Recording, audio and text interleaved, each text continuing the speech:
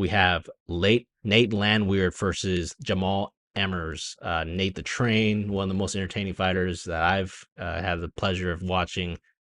17-5. He is coming off a loss against Dan Ige, a decision loss. And he's fighting off against Jamall Emmers, 27.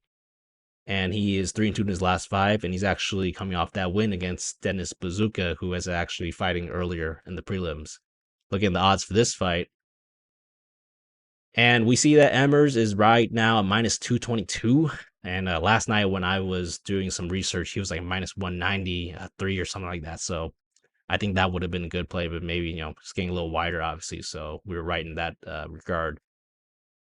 As we see the matchup right now, I mean, I see why the odds are favoring Jamall Emmers, to be honest. I got to go with Jamall Emmers here. Nate's an entertaining fighter, right?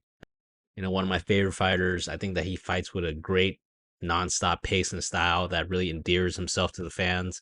He's pretty good on the mic as well. I just think that Emmers has the cardio to not match Nate per se, but I think he has enough of a cardio to keep up with him, and he's enough of a dog on the feet and grappling department that I think he's going to have an answer for a lot of things that Nate's going to throw at him.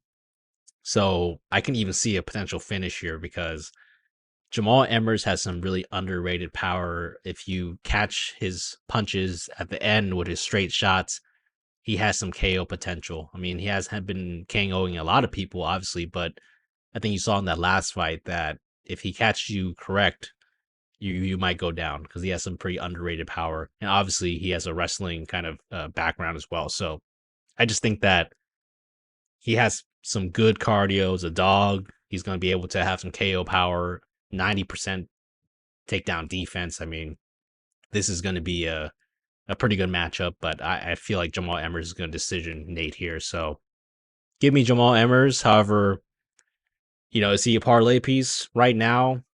I would say minus 222 is probably the limits that I'll go. Last night that, it was minus 193 or so.